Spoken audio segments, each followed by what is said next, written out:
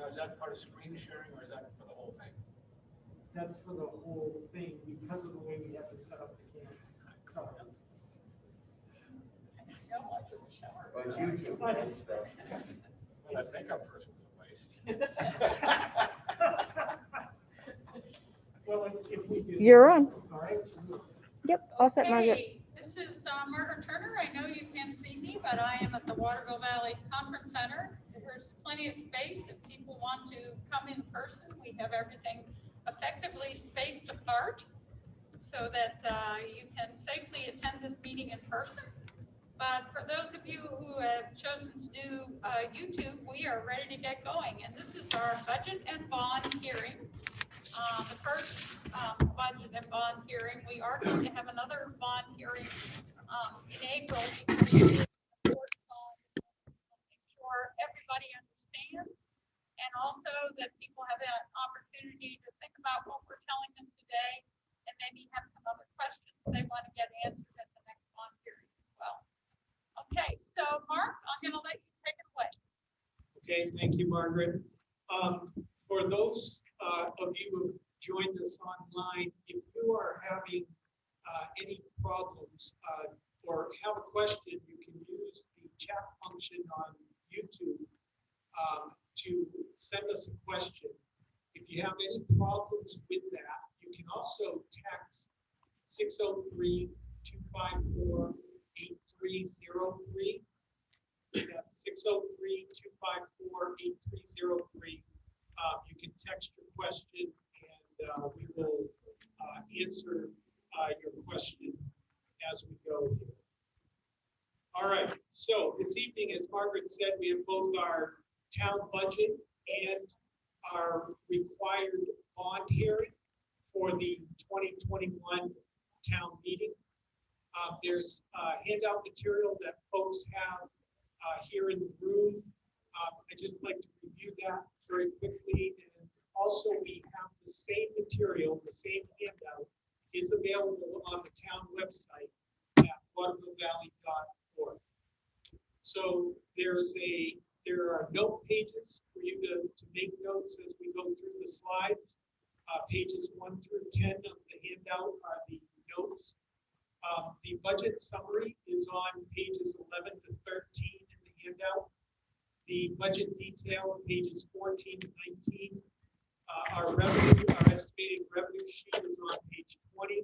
The company of the capital improvements program, which I'm going to talk through here in a few minutes, is on pages 21 and 22. And then there's a note page on bond payments that we can expect given the capital improvements program that we're presenting this evening. That's on page 23 and 24. I'm sorry, 2 pages for that. Okay.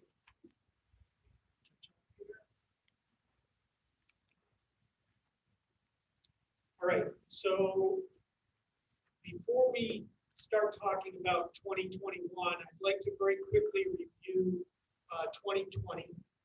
I've been a town manager or in municipal management for about 25 years, and I have to say that 2020, just like for all of us, was like nothing we've ever had to deal with or I've ever had to deal with in municipal government. But I just want to say to the staff who are here this evening and everybody out there in YouTube land, we made it through the year. We actually did very well budget-wise. We were able to control budget expenditures through the efforts of the department heads, and we did make some reductions in our operating budget during 2020, but that more than made up for the reductions that we saw in revenues. The other thing that has been challenging about 2020 is the fact that we've seen such a large increase in our resident population. Our population went from a little over 400 to today it is 602 people as of this morning. So we have had a huge influx of folks coming here to the valley. And that number that I just mentioned, 602, are those folks who have filled out residency forms. So we know that there are actually people living here who have not taken that step, who are still just using their second home properties or whatever, and are coming up. Maybe they're up here on the weekends and then going back to Massachusetts or whatever. But we know from the utilities, the water and sewer services, that we have a very large number of people who were not here at the end of 2019 who are now with us most, if not all of the time. So that has led to quite an increase in the use of our services. And we have tried in the 2021 budget to account for those, because we're not sure what that continuing effect of those folks are going to be moving forward. So, but we are happy to have you here if you're watching. All right, so definitions, I'm going to talk about the operating budget, which are expenditures for department operations. Does not include bonds or special warrant articles or capital reserves. When I talk about revenues, that's other than tax revenues, mostly from fees such as water and sewer, those sorts of things. But they are not part of the actual tax bill. They are bills that you receive separately from us. For the town to spend any money, we must have an appropriation, okay? And that is what you vote on and will be voting on May 11th, is a series of warrant articles that appropriates an amount of money, gives us permission, the Board of Selectmen and department heads and myself, permission to actually spend your money, okay? So without an appropriation, we cannot spend any money for that purpose. So that is why we go through this town meeting process each year. This is our budget overview for the year 2021.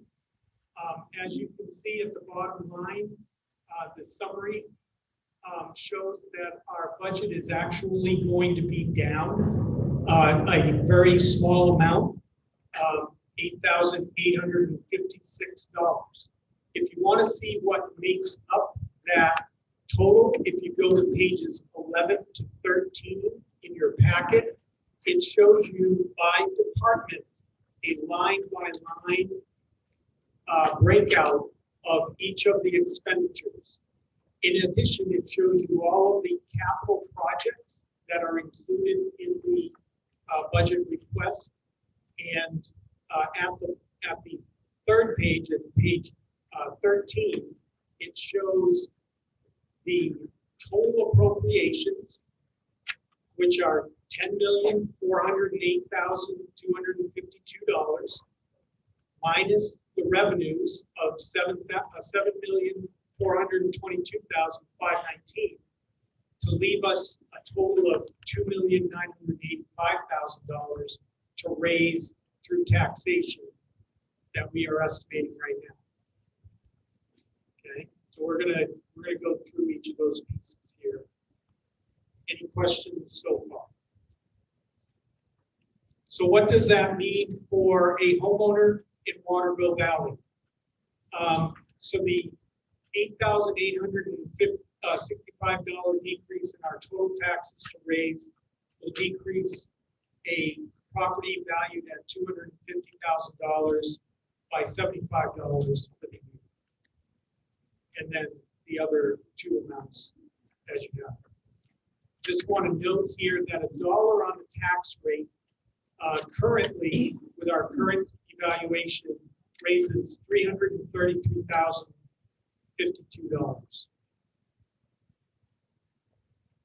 You have more detail from pages 14 to 19 in each of the departments are further broken down into more details for each of those departments. Now, this is our estimate right now, we are showing an amount of estimated revenues other than taxes on page 20, shows you the breakdown of that. This is our first estimate of those revenues. We watched the revenues throughout the year, and at the beginning of September, the selectmen approved a form that we submit to the state Department of Revenue Administration that adjusts these numbers based on what we have actually collected up until that point. So they get adjusted in September, and then again in October, the selectmen get to look at them again as we set the tax rate. So these estimated revenues could be modified up to 2 times during the year.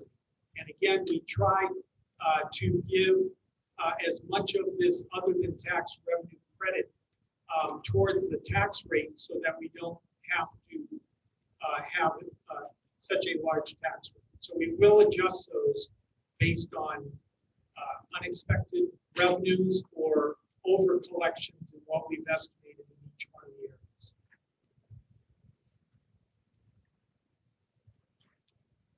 Another thing that you will notice in the list from pages 11 to 13 is that we have invitations by some of the capital projects to utilize fund balance to pay for those. Fund balance is basically the checkbook balance, if you will, that we have throughout the years accumulated from either revenues that we collected in excess of what we estimated or expenditures that we underexpended in the departmental budgets. So that goes into that fund balance each year, and then the selectmen can use that to offset the costs. And the way we have historically done it here is to use it for one-time capital projects. And that way we do not have to raise new tax dollars to pay for those projects.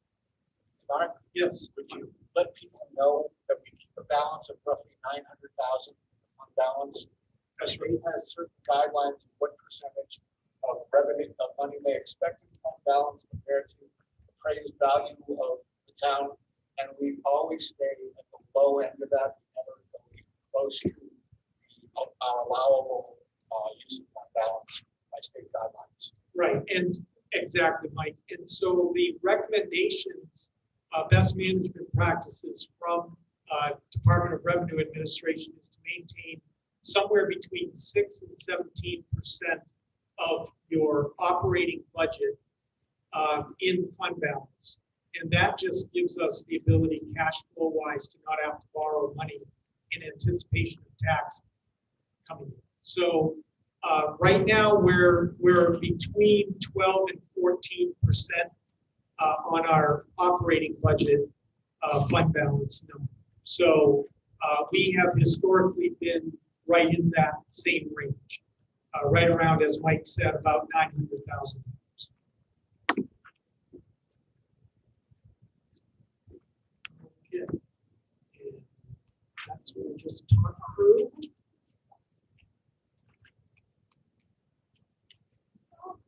And this is just a chart which shows you historically how much we have used from fund balance for those capital projects, as I mentioned. We have recommended to pay for for one-time capital items in an amount of $148,000. That's slightly less, or significantly less, about half what we used last year. But because of the pandemic, there were several of those projects that were funded, the $310,000 number, that we did not do. So we will be doing those this year. So there's a lesser amount of capital projects in our plan for this year. You can see over this time frame from 2015 to 2021, we've used about $1.1 million of fund balance to fund these capital projects. That, if we had to raise new taxes, that equates at today's valuation to about $3.27 on the tax rate. So that is new taxes that we have prevented from having to raise by using the fund balance.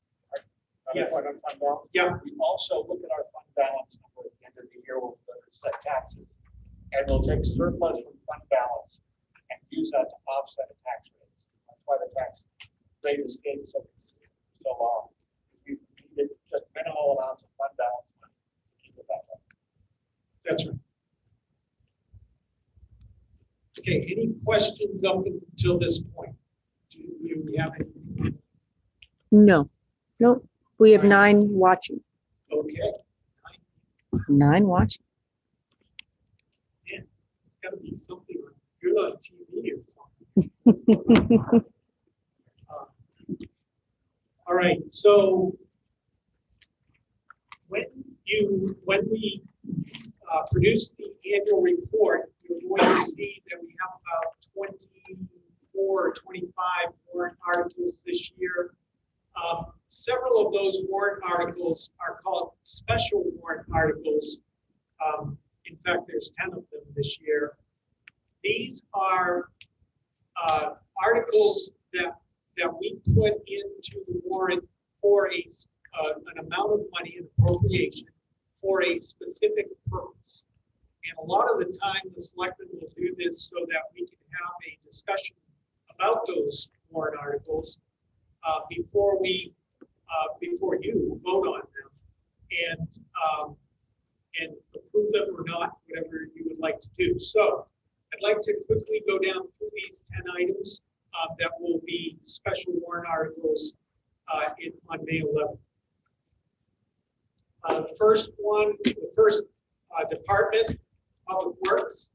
Jim Mayhew is over here, our Public Works Director, and if you have any questions about these, you can ask him. But there are 5 of these special warrant articles that will be specifically for Public Works. Backhoe lease, we're in the 3rd year of a 4-year lease program for our backhoe. We have a plow truck lease, which is our new red cab plow truck that we have that we just put on the road in the last couple of months. That'll be the 2nd year of a 3-year lease program for that. We have a pickup truck lease. That'll be the 1st year that's going to be a new lease for the program. All of those leases will be funded through new taxes. The guardrail replacement program and drainage repair program is $25,000 also through taxes. And then we have established a capital reserve account for minor road repairs, but they're road repairs that our folks do from the highway department. And that's currently, we're asking for $10,000 to be added to that capital reserve. Generally, we try not to use this in very small increments, but we will build up the capital reserve and then do a major type of repair. Then the Curious George Cottage has its own capital reserve account. As you know, that's run by, or you may not know, it's run by the Ray Center, a nonprofit organization. However, the building belongs to the town and we are responsible for the maintenance of the building. So we have created a capital reserve, and that capital reserve we're asking to be increased by $10,000. That would come from fund balance.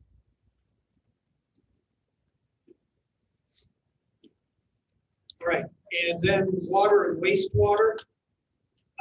We are looking for a $40,000 appropriation from fund balance to be put into a collection and distribution repair account.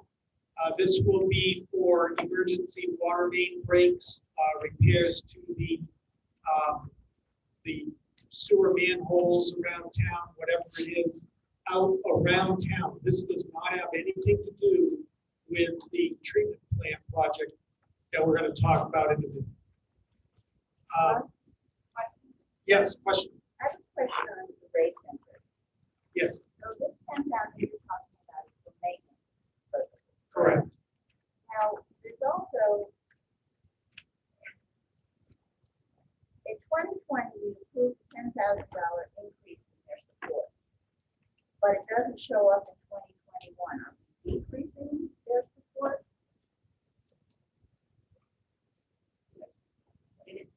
You see what I'm saying?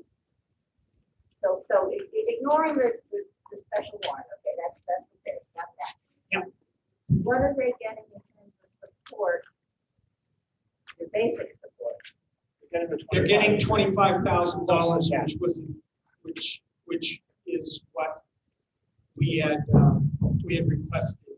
The 25 is pretty much a grant the town is going to get to the town. People see if we want to give it to them.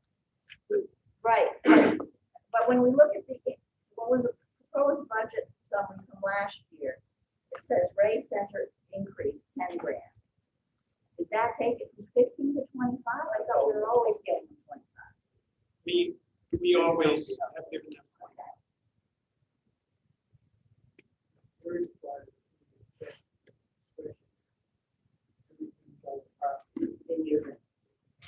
Got it.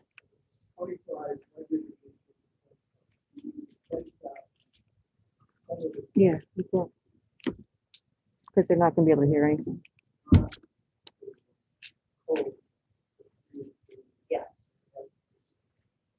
Yeah, so just to make sure people online can hear what we're saying, the $25,000 is an operating amount that we have given the Ray Center board historically.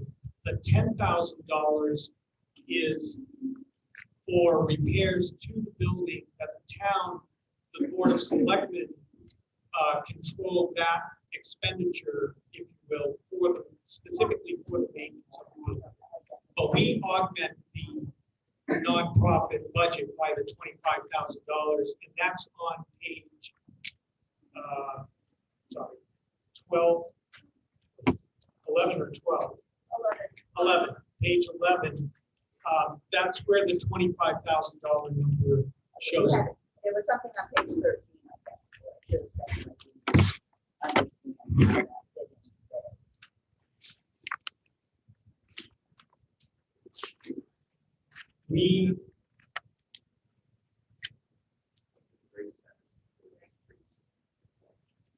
Yes, and so we did not do that in 2020 because of the pandemic, and then we've gone back to the capital reserve and the 25,000.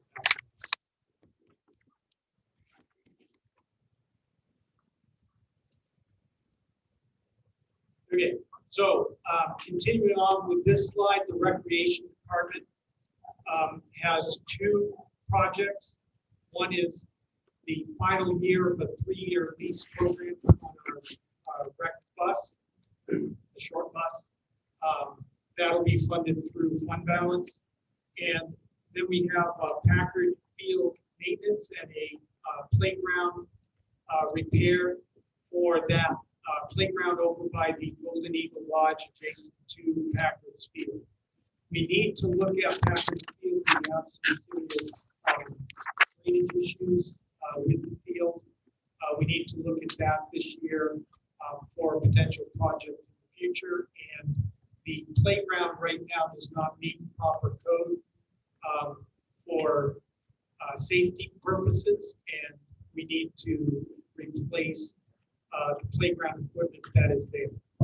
Given the large influx of students into the school and the large number of children that we now have around town, we anticipate that's going to be a pretty busy place this spring and summer. So we need to upgrade the playground. Public safety, we have a fire apparatus repair and replacement capital reserve account that we're asking to increase funding for by $20,000. This is used for a range of purposes. Most of it is vehicle maintenance so that we don't have to over budget year to year on the vehicle maintenance line item within the departmental budget. And then we have a special warrant article for the Historical Society.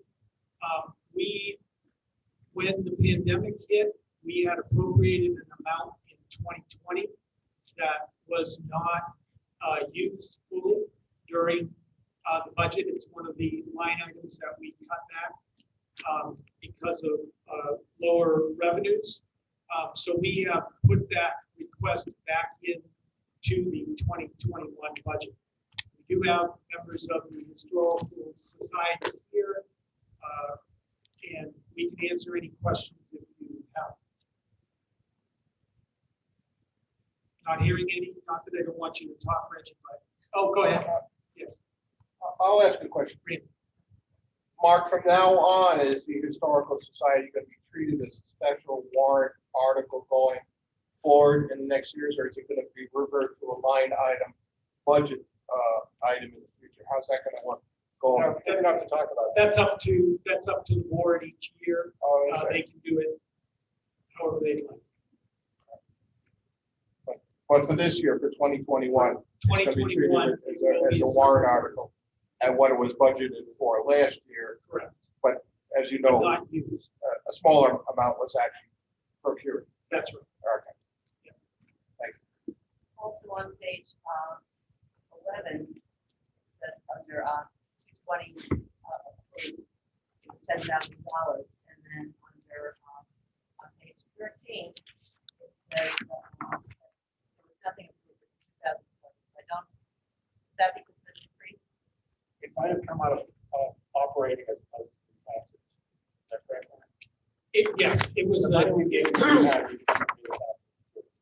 Right. Okay. On one page it says we were approved for that. The other page doesn't say that. Okay, so which one? Where are you? On page 11, Yep. under the Historical Society, 2020 approved $10,000, and then on page 13, under 2020 approved there's nothing. But proposed is 10,000. Those are under special warrant articles. Then. Okay. It's under special warrant article. Yeah. Okay, very good. Thank you. Yeah. Mhm. Rather than in the operating In budget. everything above where it says capital on page 12, everything where it says, everything above cash capital projects is in the operating budget. So basically all we did was move it from cash capital from last year. We moved it from cash capital items up to the operating budget, vice versa this year. So we just switched. Does this impact the society in any way, having it? I mean, I can't see a difference. Is there any? There's no practical difference as far as the way the money comes to the society if it's approved. It's simply so that it can be a separate discussion and a separate motion. It's not part of the main budget item. Right. That's I think one of the intents on this, at least on my part, was to have this as a warrant article, so we'll have a sense of the meeting when we present your need for this money, and hopefully we'll present an ongoing need for the money. And then if we get the sense of the meeting that we want this to be a permanent line item in the budget, we'll be able to go forward with that by having a sense of the meeting. Okay, very good. Thank you. okay. And then within the operating budget, we do have a small capital account that is part of the overall appropriation. And these three projects are included in that amount. Generally, for a project to be included here in the budget, it's more of a maintenance or replacement of existing equipment and a smaller line item amount. So that's what these three items are in the budget. But they are going to be included in the bid, the $4 million operating budget amount on the warrant. Okay.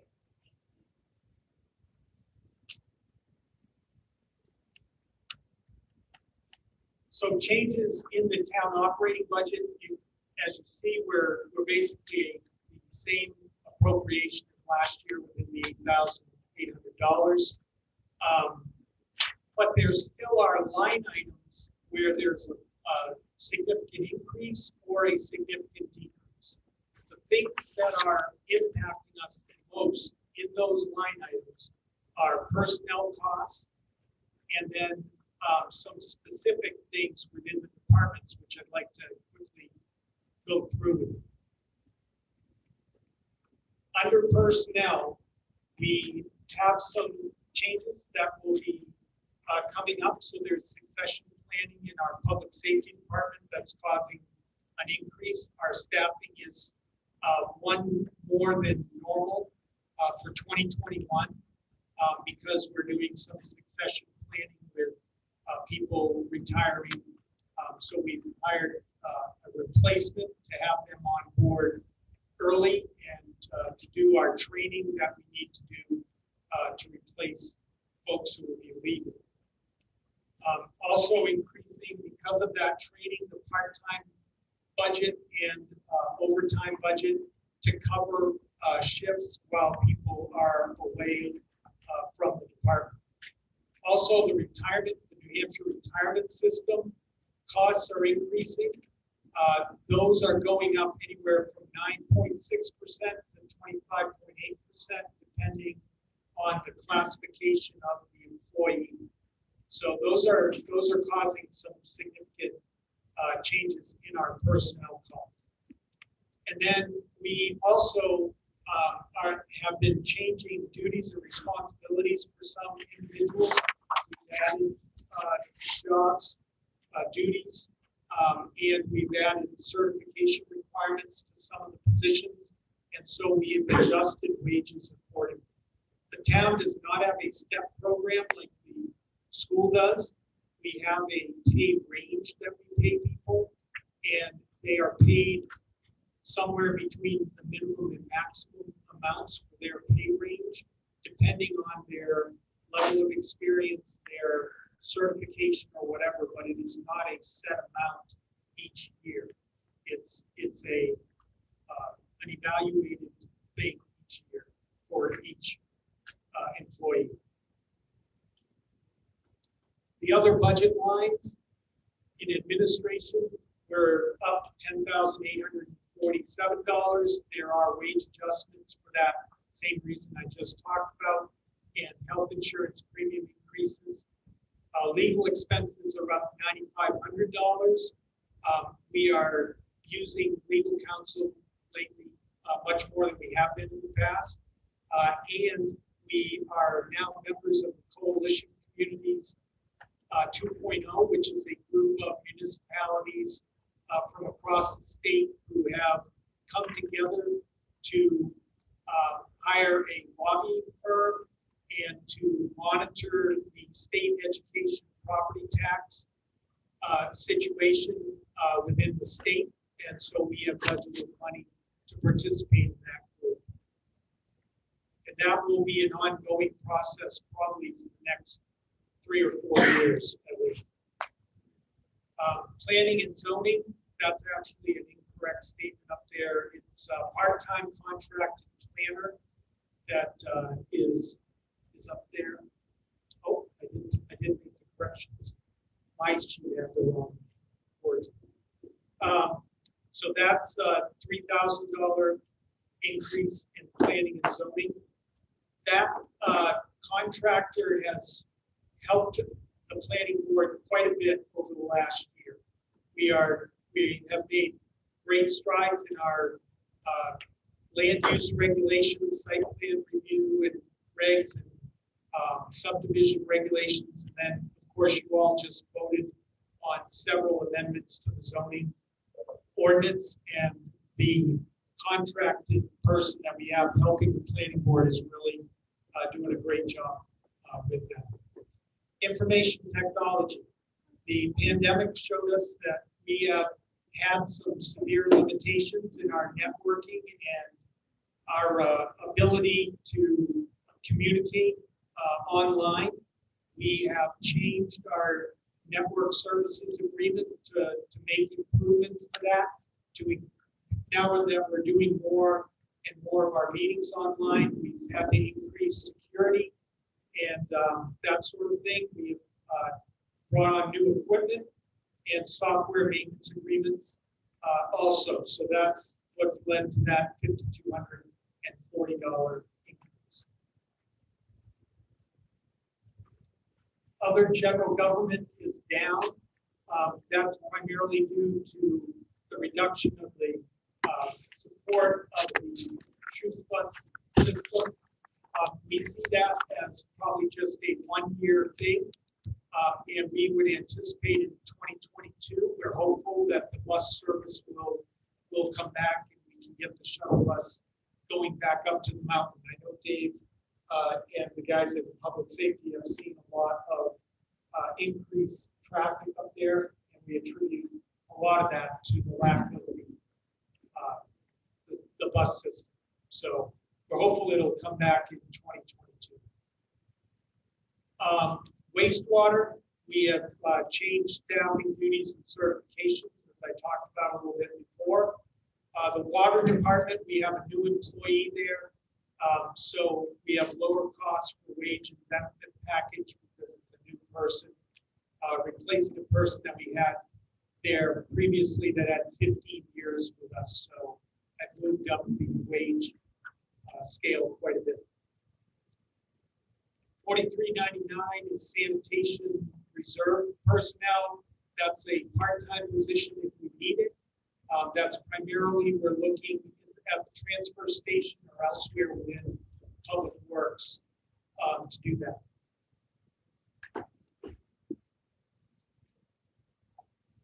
And then the recreation department and park services lines are down about $34,000 combined.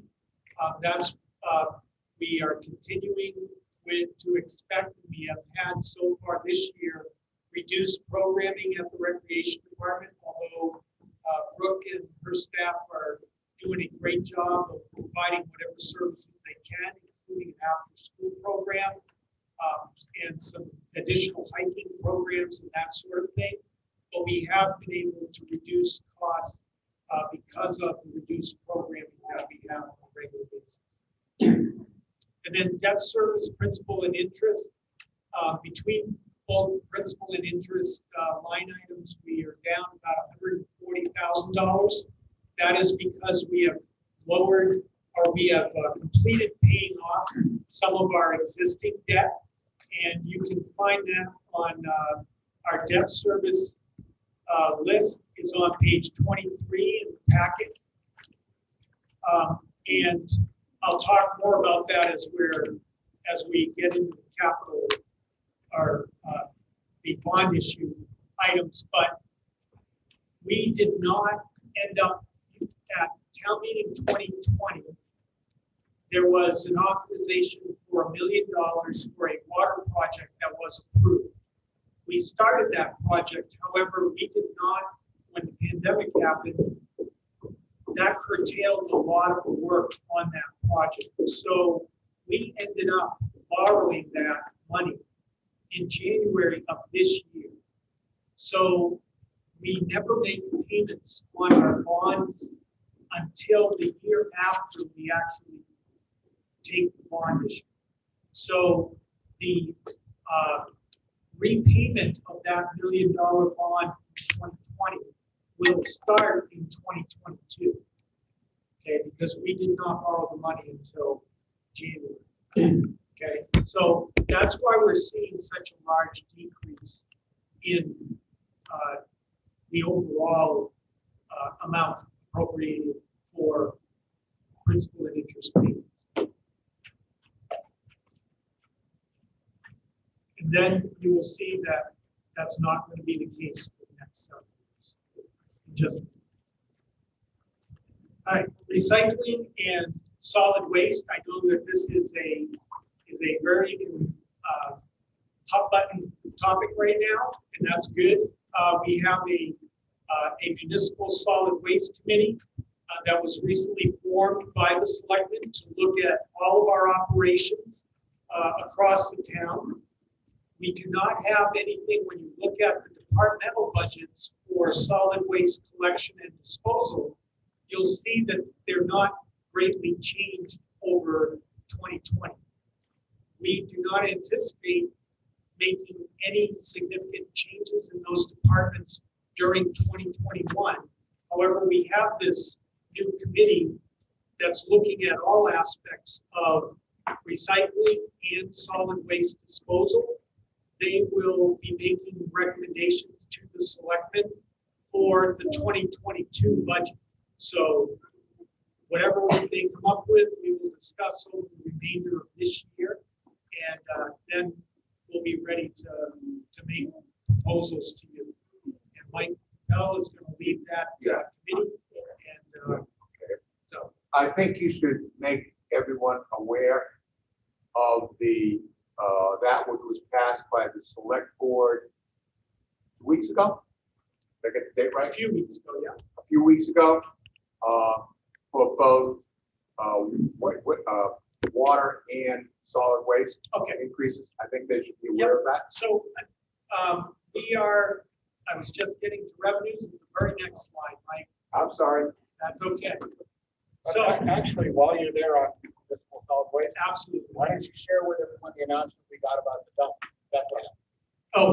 We were just notified this morning or last night that the state of New Hampshire has approved the extension of the Bethlehem landfill, and so we have capacity now at the landfill through at least 2025 or 26. Yeah. So that was a question that was up in the air when we talked in February, but it has now been approved by DES. So that's good for us. So let's talk about revenues, which are those things other than taxes that we use to help. We actually use these revenues to offset the tax rate. I talked about the fact that they're current estimates. We have several areas that have been impacted quite a bit.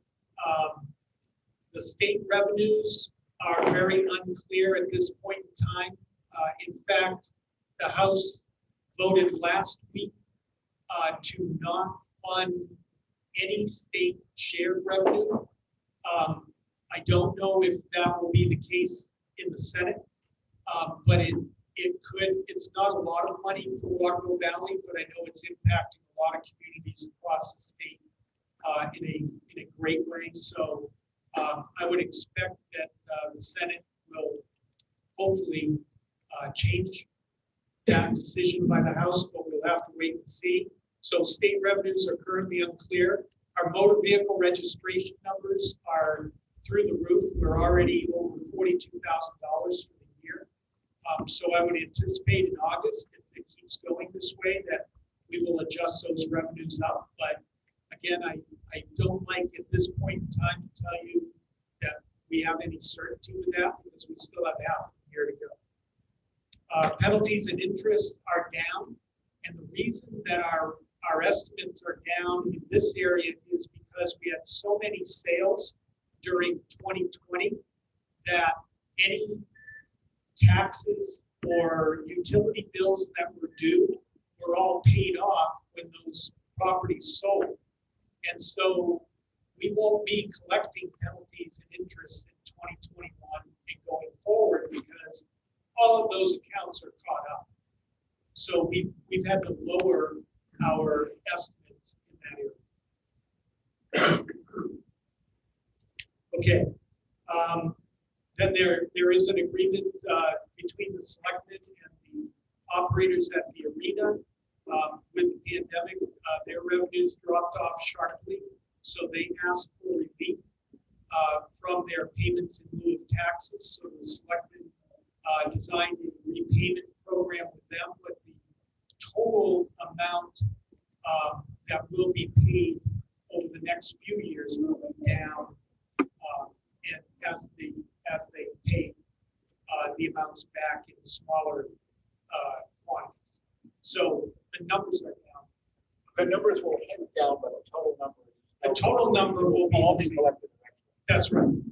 It's just deferred. It's not that they got any abatement of it.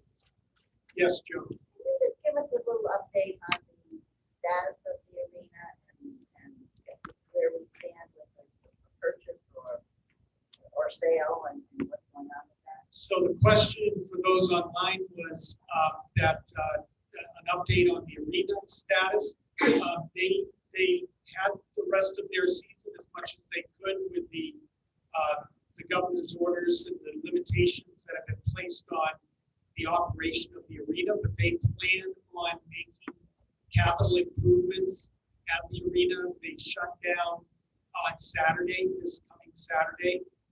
They will be taking the ice out. And once they take the ice out, they are planning on making some major improvements and investment in the arena.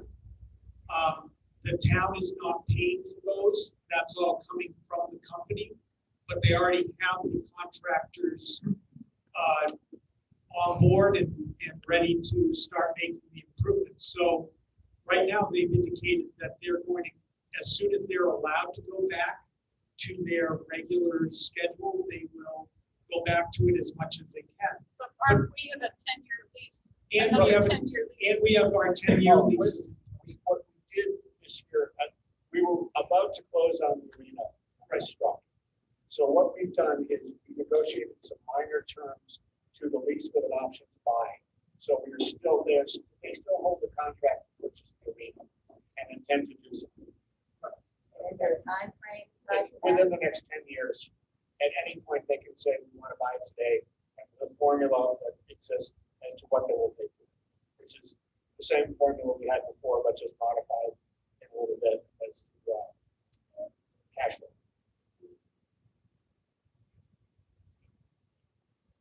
For those of you who were not around when the town actually leased the arena, prior to that, when the town was operating the arena, we were spending something like $200,000 a year to run the arena.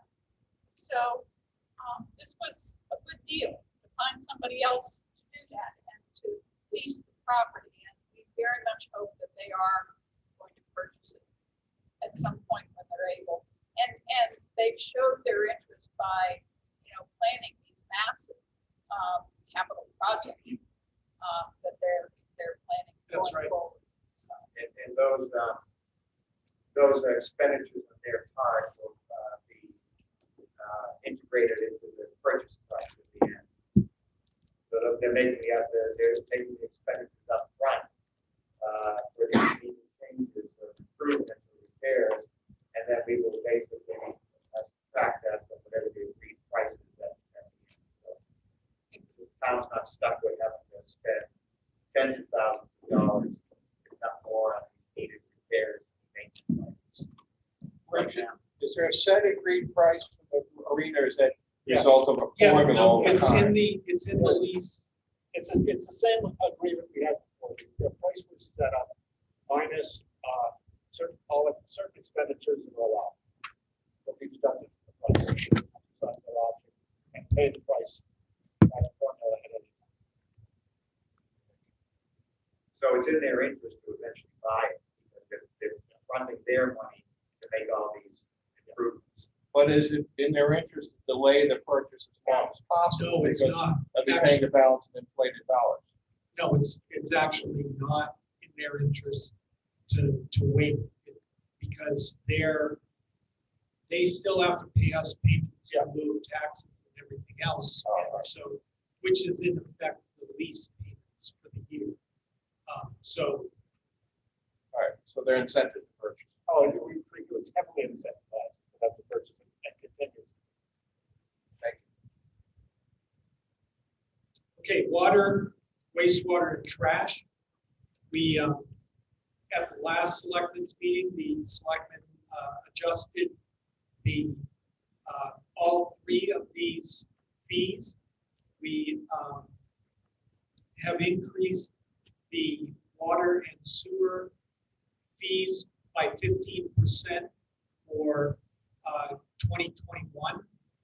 That will show up in your bill that goes out in April.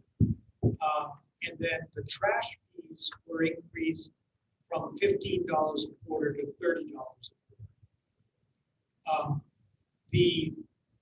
We have been heavily subsidizing all three of these areas with tax dollars in the operating budgets. And when we compared Waterville Valley water and sewer rates, especially with the state average, we were among the 5 lowest rates in the state. And we're about 1/10 the state average. So we wanted to make sure that users were paying a more appropriate share of the costs of the system, rather than have it just fall back on a tax rate basis. So those increases are reflected in the revenue estimates for the departments. And we'll see how the collections go and see how the usage goes. I do want to say that our revenues in 2020, even though we had virtually no commercial activity, we used the same amount of water or more and treated the same amount of wastewater or more than we do in a normal year. So, and when you take the drought into account, our usage was significantly high. So that's a reflection of the increased use from the greater number of people that are here full time. Okay, so we do need to, and you'll see, we're going to spend quite a bit of money on the systems here coming up. Now, the increases for water and sewer are the first of a 4-year program that the selectmen are considering. So it's 15 years this year, and then we're planning 5% per year for the next 3 years, 22, 23, and 24. So by the time we get to 2024, the total will be 30%. And it's the first increase since 2000. So.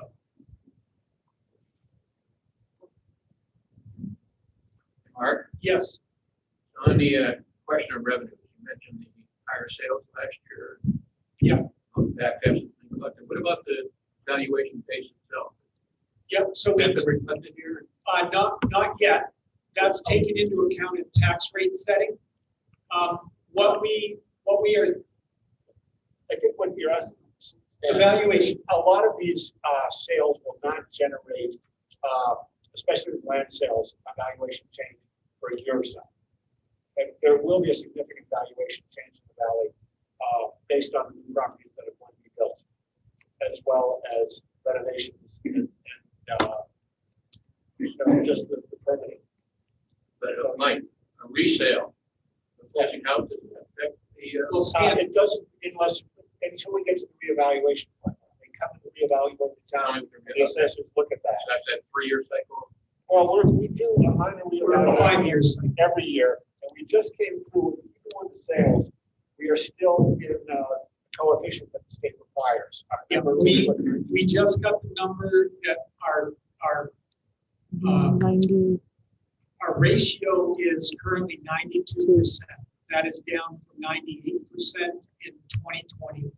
So we have seen an increase in prices of about 6% across the town.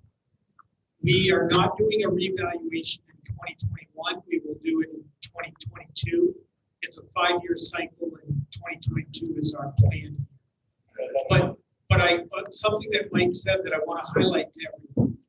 when we do a revaluation, if there is no new construction, basically different people pay different amount of taxes. It's the same, even though the tax rate goes down, if the property total valuation goes up, it's really just moving that money around. It's not creating any new value, right? Okay. So we're looking at the new construction that is in town. Okay, and Mike's right. We have 6 or 8 new properties that are being built. Those are going to be the ones that impact the tax rate. Okay.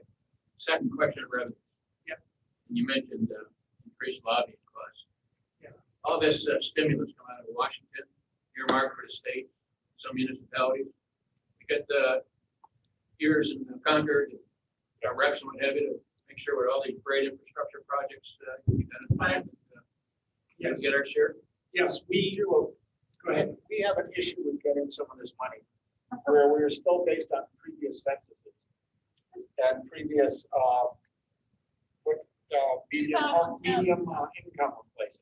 2010 census Right. said we have 200 people in Waterville Valley. Yeah, so we have the lobbyist who is mainly working for us is keeping us abreast of this one. So you do have the lobbyists. Yeah. I just remember, But we also have any of our engineering firms we've hired. They're hired beyond their engineering abilities. They've worked with us in the past to get us these grants and these funds. okay, so they know what's going on. Oh, in the that's program. part of their expertise and part of the package as to why we So hired that's them. the new programs you got, wastewater, Yeah. roads are going to be doing. Last year's Yeah. water, All of it, we all of can it. get that. To the issue, Margaret, of the BD Minkum, I hear you. I see evidence of our status here in the city, but I also recall when the new administration came in a couple of years ago, the new governor, somehow Waterville Valley was declared a tax incentive for the reason they low income Enterprise. enterprise zone. It doesn't have to do that much with income of people. It's a business format. And All right, sounds like you're addressing it. And I- Lobbyists and consulting firms. And we have, actually, I have a telephone call with all 3 members of our congressional delegation, their offices tomorrow, so that we can look at opportunities where we don't necessarily have to take into account our median household income. But there are other new programs coming down from the federal government that may provide us with as much as 80% of some of our future costs through the new infrastructure grant programs and so on. So, tempted here, you're talking 80% of the wastewater. I mean, Yes. and- Yes. yes, Oh, we could. may I call for that? I'll pay for that phone call. No, but I mean, they know that we are facing these large costs. We have shared that with them, and they are going to do what they can Fantastic. to help. So, I mean, but none of that has passed Congress yet, I understand. so that money doesn't exist yet. But we are tracking all of the available monies. Our median household income does make it difficult It for us does. to be successful in grants, or even apply for many of these grants. The USDA, who helped us at 45% of that big project we did back in 2010 and 11, we don't even qualify for any grant funding through USDA right now because of the median household income. We were under the 2000 numbers when we got that first grant. Now we're using 2010 numbers and we don't qualify. And then we did surveys to try to see if those 2010 numbers had changed, and they haven't. So we still don't qualify right now. And as far as the 2020 census is concern. It's been delayed for a variety of political reasons in Washington. So we're still stuck with the 2010 census until that is resolved. Chinese state won't be until the end of this year. At the earliest. At the earliest. So we are keeping our ear to the ground and actively looking for ways to help us. Mark, Yes. I know that this is a town, not school, but somebody's gonna ask a question, so I'm out of answer it now. The state is getting $350 million for schools. We will get none of it.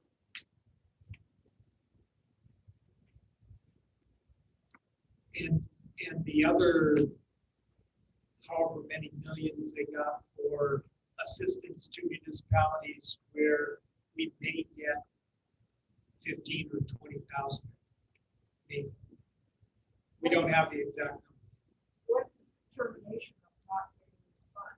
Most of it for the town is the population of 237 people in 2010 census. It has nothing to do with the services we provide or the actual number of people we're serving.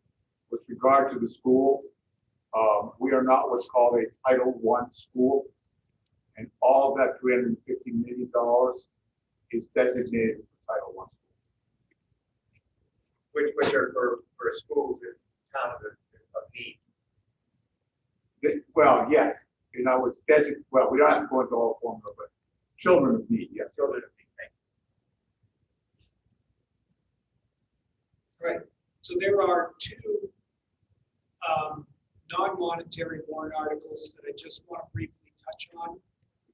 The first of those will be a warrant article for a continuation of the chapel project. And it will be to see if the town will authorize the selectmen to enter into an agreement with the chapel committee for the sale of property along Corcoran's Pond. And we have, I think Bertie and Eric are here to speak to that if you want to take the time, but we still haven't touched on the bond article. So how would you like to proceed? I go to bond article, we're gonna have another meeting. Okay. So there will be another opportunity for us to do the presentation. But again, sorry, we do have a lot of other information to go with. Just to refresh everyone's memories, and I had to refresh my own. We did have a warrant article a few years ago that talked about giving the chapel committee permission to build on town land, and that was approved by the town. However, there are problems in terms of putting a facility with the name chapel and the implied religious connection for having that on a piece of municipal property. So the only way that this can go forward is if the chapel committee purchases the land. So the warrant article is about giving the selectmen the authority to sell the land to the chapel committee. And they will have a presentation and show you where they are in the process during town meeting. And then we can. Right. And then the noise ordinance is basically a housekeeping issue that we will be addressing, bringing our current town regulations more in line with state law. And so that's not going to be, I don't think, a huge question. All right. So that concludes the operating budget. We need to move on to the bond hearing and start talking about our two big projects. The hearing is required by state law. $1,000. There are going to be two separate warrant articles. Each article has to be voted on by written ballot, and the polls must be open for 1 hour on each one of these questions. Each article has to receive 3/5 majority vote approval to pass. Yes. These projects.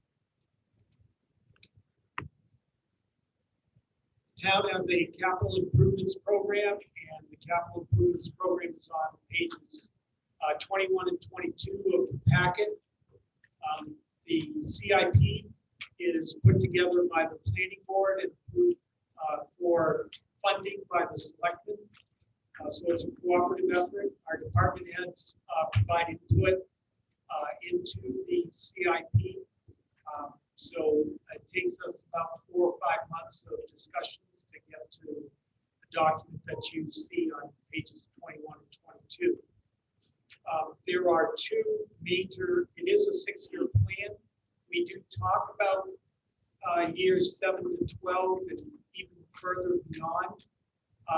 However, the official plan is this 6-year horizon for planning purposes.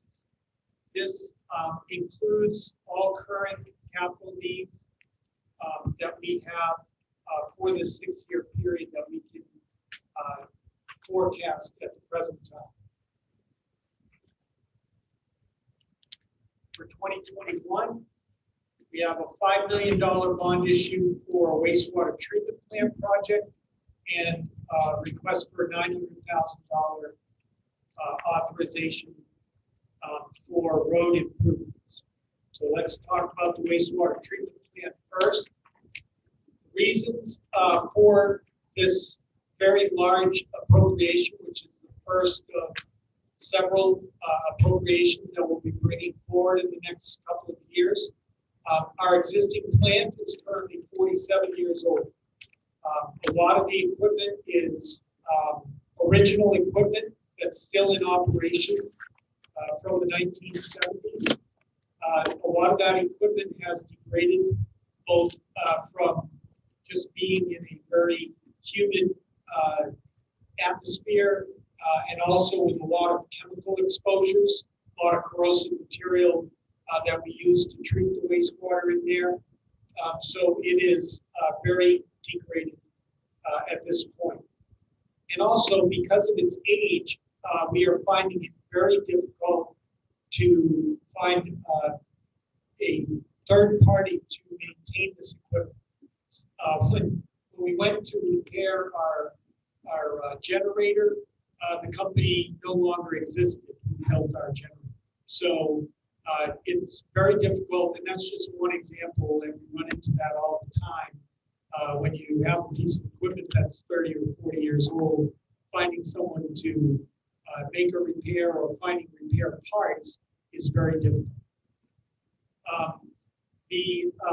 Also, we do not have any sort of heating and ventilation system in the plant. We have some space heaters basically, but we use the natural temperature of the water to maintain the temperature in the plant. And there's no air exchange system in the plant at all. So when we're using basically hydrochloric acid and other types of very corrosive and harmful materials, it can be a dangerous environment. So we need to address that from a safety standpoint. Additionally, in December, we were notified by the Environmental Protection Agency that we are going to receive new permit requirements. We should receive those by the end of April, but we are going to see more stringent treatment requirements at our plant. Not only are we going to see new things that we have to treat for, but we are going to see things that we treat for right now for just parts of the year. We've been told that may be extended to 12 months a year. So that's led us to the fact that our current plant cannot meet these new requirements that we have been told. So if the written requirements are the same as what we've been told verbally, we basically need either to completely rebuild our existing plant or a new plant. So why do we talk about a new plant versus upgrading our old plant? Well, you need to continue to treat the wastewater that's being produced while you upgrade the plant or build the new one. So we cannot make the extensive improvements to our existing facility at the same time that we run it. So that leads us away from upgrading what we have to building an entirely new facility. Plus, the current plant, without taking the entire roof off of the building, we can't get inside the building to remove the old equipment and put new equipment in. So if you're gonna do that much work to the building, you might as well utilize new technology, and you might as well build a new, more energy efficient, more up-to-date plant. And I have to say, our plant, when it was built in 1972, was state-of-the-art.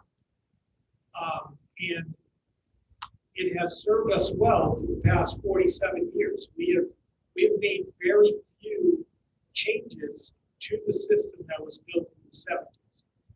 That's because they built it utilizing the best technology that they could at that time. So we want to take that same approach and have a 40 or 50-year plant again as we build this new facility. And we are also investigating, as part of this process, the state makes us look at all types of different treatment processes. So we're not going to limit ourselves just to our current way of doing it. We're going to look at a multitude of new technologies and new ways to treat the wastewater as we move forward. So we are evaluating our existing plant at the same time, and you will see in the warrant article when we're discussing it at town meeting that the warrant article authorizes the expenditure of this money for repairs to what we currently have while we're building the new plant, because of the age of our existing plant, there are things that we're going to need to repair even in the next couple of years. So some of the money that we are asking for could be used for making emergency repairs. We will do two things. Number one, we won't make a repair unless we absolutely have to. And number two, when we repair something because it's broken, we are going to try to repair it in a way that we can either reuse the equipment or we can build a portion of the new plant to replace the old. Okay, so we are going to reuse as much of the repairs that we make in this interim period going forward. We are looking at a couple of treatment options on a conceptual basis right now. That is to either continue to discharge into the Mad River, or we could potentially develop a new groundwater discharge system. The reason we're looking at the groundwater side, and we're only doing this very generally right now, but the reason that we would look at that is it's not controlled by the EPA. Groundwater discharge system is controlled at the state level, not the federal level. So it would have the benefit of not being at the mercy of the EPA if we went to.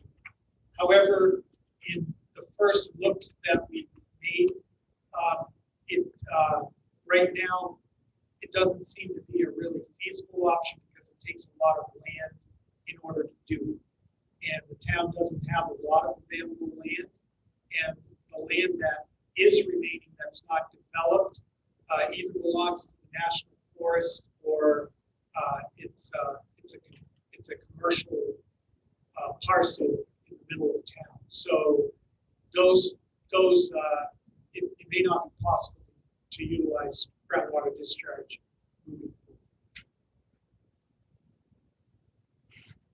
The funding that we're asking for, the $5 million, would would be for multiple uses, maintenance of existing facilities, as I've already mentioned, engineering and design work, land purchase, if we can find a parcel of land and we need additional land, we would be able to use this money for land purchases.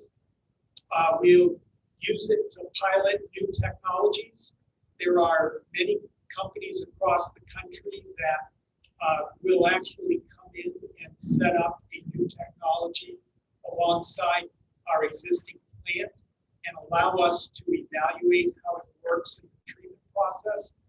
So we want to be able to pilot these new technologies and hopefully integrate them in. A lot of things are a lot more energy efficient. A lot of things are just, they have less chemical reactions and those sorts of things on treating the wastewater.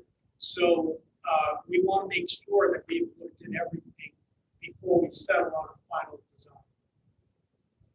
And the other part of asking for this $5 million is that currently our interest rates are very favorable. They're still running for 30-year notes somewhere around 1.5% to 2%.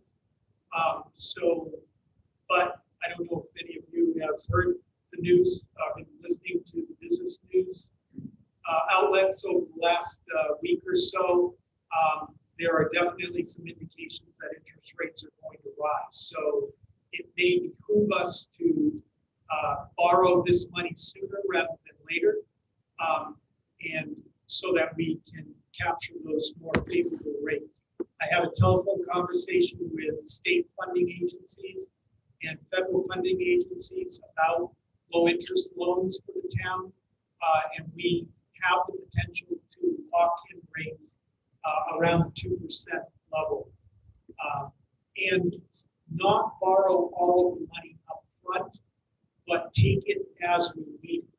So we won't pay full interest on the entire $5 million right from day one.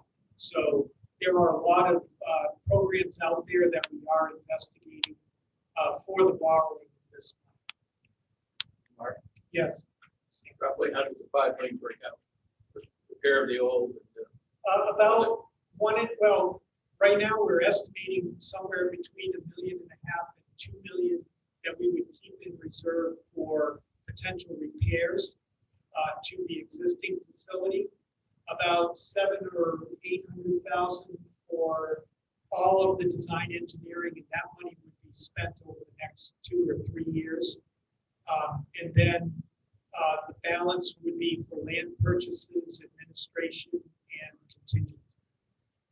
So I know it's a huge, and then any monies that we don't use out of the $5 million for those specific purposes, and especially the repair monies, would go towards construction of the new plant. So we would lower our next bond issue request because the total project cost, including engineering and everything right now, is somewhere between $15 and $20 million. Right. Okay. So we would borrow this $5 million. We would request to borrow this $5 million. I'll get this authorization now. We would do design work for the rest of this year and most of 22. So we would not come back to, we don't anticipate coming back to the town for an authorization in 22, but have all of the design work complete by the end of 22, so that the bond issue request in 23 would be for actual construction costs. And then we would reduce that bond request in 23 by whatever we have saved from this issue. You mentioned 30-year money. We're anticipating 30-year. That makes the most sense from a tax rate impact. And if we can get it at 2%, it's still relatively inexpensive. So All right. Here's something controversial. Why don't we do a $20 million bond? Not use it, lock in the rate? well, the only hesitation that we have on doing that, well, that I have, they can say what they want. But we must when we get an authorization from town meeting, we have to use 80% of that money within 3 years. Or we run into arbitrage issues with bond council. So I can't guarantee that we can spend the 16 million by 2023. I'm a few bars in arbitrage. Huh? Say a little bit more about arbitrage issues Well, potentially in 3 years. if you don't utilize the money, then you incur penalties because these are tax exempt bonds. And so we don't, So the investor gets. the investor gets penalized, but we get penalized. Okay. Okay, so the other part of that is, we don't know for sure that it's gonna cost the whole $20 million to do the project. So we don't wanna borrow all of this money. Yeah, say, oh, Like I said, we're gonna take this money as we use it so that we don't incur interest. But I would like to at least lock in this 5 million at these lower rates if we can. And we will only borrow this money. The selectmen make the decision on actually borrowing, entering the agreement. And we'll do that after we look at whether or not we can spend 80% of it and whether we think interest rates are going to go up too much in the next couple of years. Mark, if there is a federal infrastructure program with a massive allocation, and we benefit from that, how is all this adjusted to reflect? We just don't borrow, and that's the Just other don't borrow. reason is if we get in infrastructure monies, we don't borrow the money. Yeah, and that's part of the other reason to do this first license. And basically, we want to protect ourselves from any catastrophic problem at the plant because it is getting old and we've had leaks and lines that need to be repaired and pumps that are breaking and things like that. We want to make sure that we have enough money to do big repairs if we need to over the next couple of years. And we want to get this design engineering done and capture available land if we need it or whatever. Okay, that's a great idea, but the other idea how I thought of this, we haven't even seen new guidelines. We haven't seen what they're expecting of us. We know something's coming down the pike. We know it's not going to be inexpensive. So we might be able, the reason I count 4 to 5 million now, we might be able to get through this whole thing for the month. And I think maybe a year from now, they'll know. And a year from now, if rates were low, I would bond the whole thing. As you say, but to do it now just doesn't work. But yeah, hopefully keep your fingers crossed. We might get through this. We might get through this with 3 and the government will give us 3. We just don't know. We've had this sword hanging above us. And the way the plans has been going is we're going to have to put some money in it. It's traditionally we've had a rest period. Phil and I don't want to talk your business, but we've had a rest period of this town where the plant can recharge itself and the pressure's off. That has not happened. The age of the plant is showing. So to have this money in case we really need it is I think really important. Okay.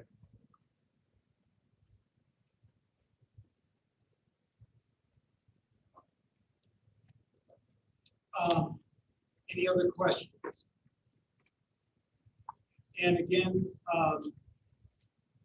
on the last page of your handout, we have projected some impacts on the total capital program, both the wastewater treatment plant and the other CIP projects. Now, those are big numbers with over $2.5 million for debt repayment, but there's a bunch of assumptions in there. That's 100% of the money being paid by the town, so no grants or infrastructure money at all. That is at an interest rate of 4% instead of 2%. It is borrowing all of the money at one time. So that is probably a worst case scenario repayment schedule.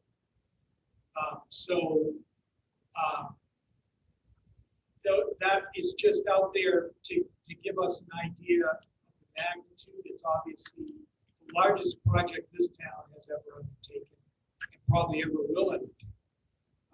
But there is some financial, there's going to be some big financial impact on us.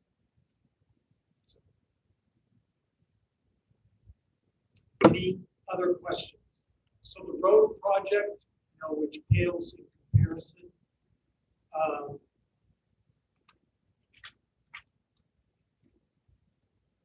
Get caught up here.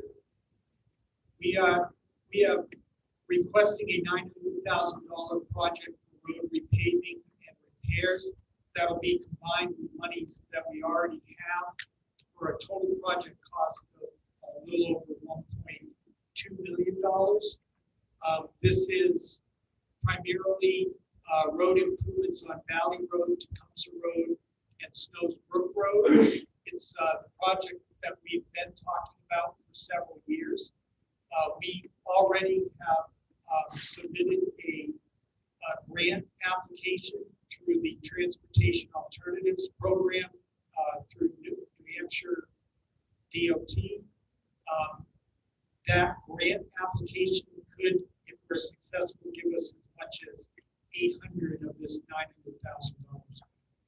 So we are hopeful that we'll be competitive because we're building bicycle and pedestrian paths as part of this project.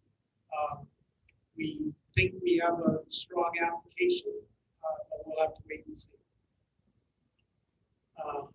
And I would like to point out that this is the first year of a multi-year program. We're working with an engineering firm on evaluating all of our roads across the town, and you'll see in the CIP that there are additional projects in the coming years to continue to make road improvements. Again, the federal infrastructure money that they're talking about includes road repairs, so these projects could get caught up in that as well. So we will continue to try to find a different way to pay other than taxes. Mark, it's worth mentioning that we did have our engineering firm look at every single road in Waterville Valley. Okay. And they came back with recommendations on how to get all of our roads up to snuff. And their recommendations basically said we needed to spend about $80 million.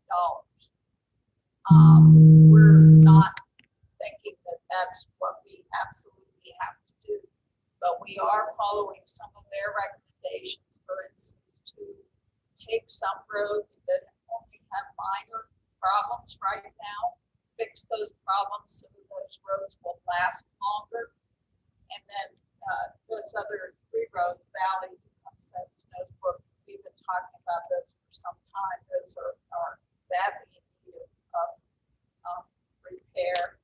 And next year, there will be another set that we'll pick out from this list to see what needs to be done. We also have to be cognizant that if our friends who are perhaps building a hotel or whatever, if they go forward with their plans, we don't want to redo the roads that those big trucks are going to be going back and forth over. Okay, so we have to be coordinating with commercial interests in town to make sure that we're not repairing roads that are going to be destroyed by truck traffic. Okay.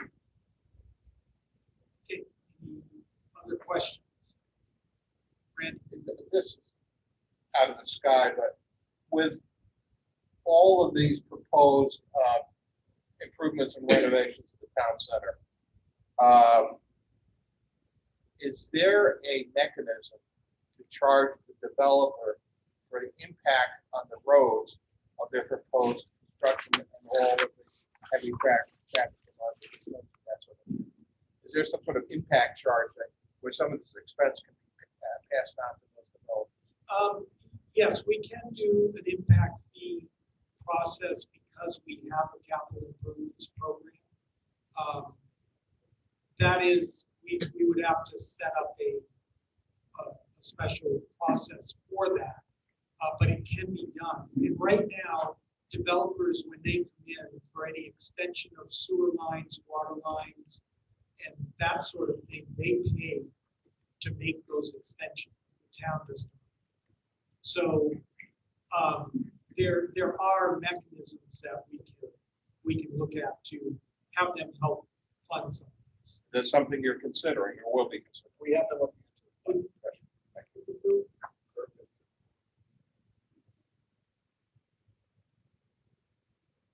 Right.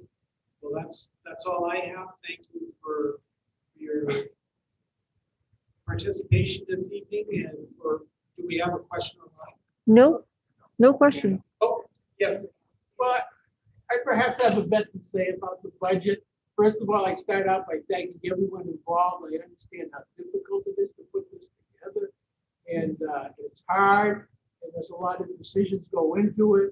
And I would support whatever the end budget is and be supportive of the people. I appreciate particularly Mark's presentation in these things, but I do have a couple of philosophical problems, so to speak. Well, first of all, this was sort of put together with the idea that there would be no increase in the real estate tax. We've actually won slightly.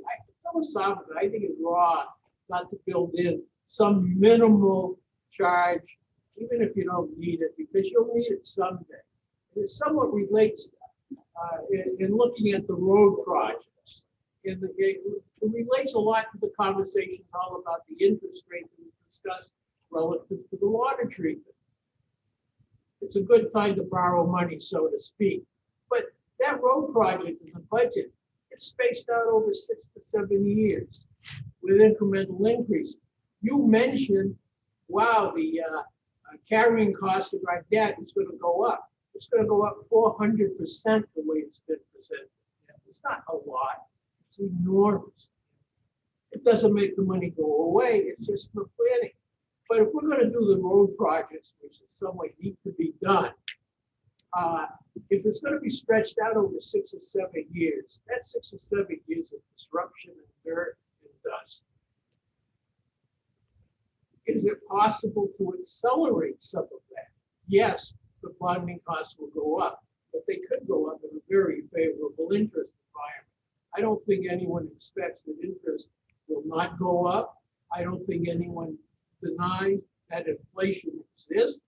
I don't know what the cost of doing X piece of roads in 6 years is going to be compared to next year or this year. So I think it should be looked at and asked, if we did the road projects not over 6 and 7 years, could they be done in 2 or 3 years? Minimize the disruption, maybe get a far better rate if you can get it done in that 3-year window or substantially done in that 3-year window. It's kind of a win. Yeah. Do I know what the right answer is? We need more, I think personally, the selectmen can weigh in as well, but I think the issue that we're having right now is we need more clarity on the wastewater treatment plant project before because the impact is potentially so large that we need to just understand that better before we can make those sorts of decisions. And I understand that we're going to need two separate projects. Well, I know, but they are also the wastewater treatment plant is just too big at this point, at 20 million potentially more. Now, the other thing that we kept in the back of our heads, and it just went away yesterday for this year, was the state is talking about reinstating the SWEP plan, where we would become a donor town, where our taxes, without any effect, any benefit to us, would go up about $9 a thousand. And so that's been in the back of our head as to why we want to stretch out the payments on these things. Because if that came in and we added the rest of us, our tax rate would double immediately. They go away? The roads are not going to go away. This year. But it's cumulative, Alan. That's how we thought, or I've thought. But no, I agree with your point. I like your point, getting it done quicker, getting it simpler. But let's see where we sit out, because we don't want to go to someone and go, hey, by the way, your tax bill doubled this year. Why not? That's your job. Well, it's not something I'm prepared to do. That's right. So when all of these things come up in several years down the road, and the 400% increase in the debt thing, you won't be sitting there, and it's somebody else's problem to say your real estate taxes have to go up. No, I that's a think that's valid kind point. of unfair. That's a valid point. If you'd like to sit up here, you can. I know that. I think part of it, to address that particular point, I think the idea of stretching it out is also consonant with the idea of fairness over time, rather than the people now bearing the brunt. People who live here now bearing the brunt of these times, stretching it out over a number of years, so that other people who use it in future years. So the people that have used up the roadway shouldn't pay for it.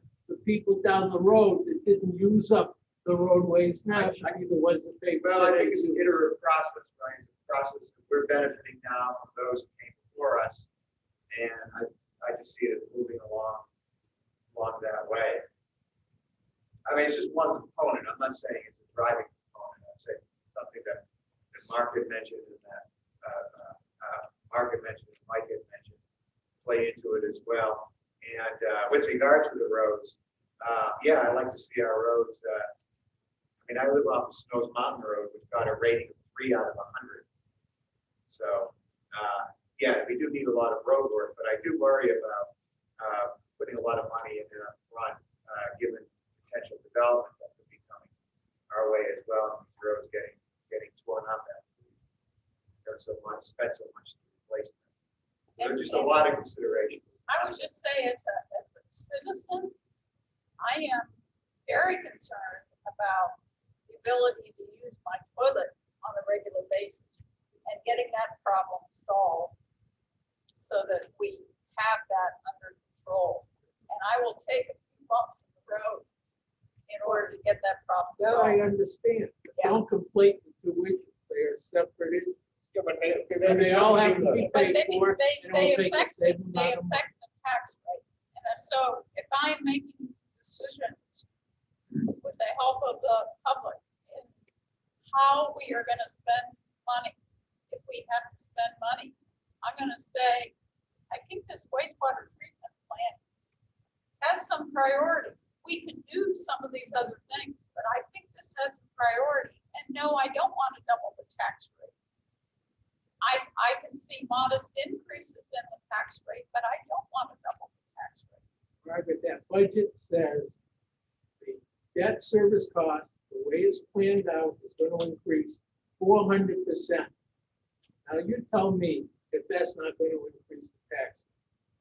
It all will, comes out the same. it in the long will run. under a worst case analysis, okay?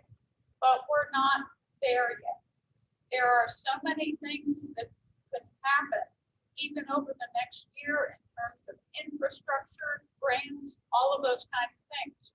What we didn't want people to go forward with is a lack of understanding of what is the worst case if we have to pay for all of this. So that folks had some feeling about that. So that's what we laid out, as Mark said, is the worst case. We're gonna find a way, as many ways as we can, to keep the worst case from I understand and I surrender. happening.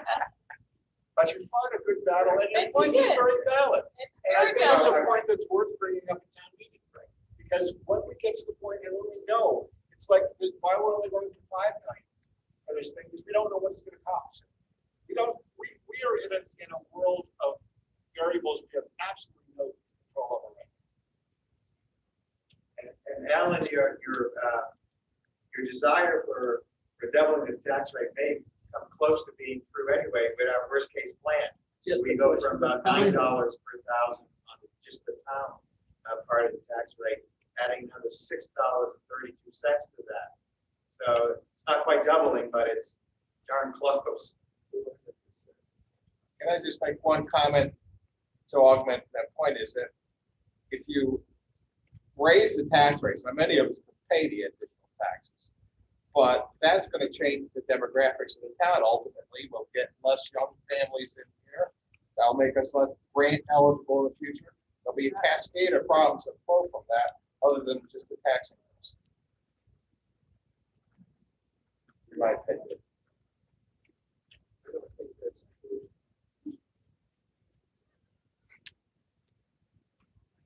Philosophical arguments are never resolved. That's why we sing to the end of the meeting. I can, move down. We're all set. Thank you again for joining us. We join us again in We'll be April. doing this again on April 14th. If you missed us, for those online, come and see us. April 14th. I go with all my. I know,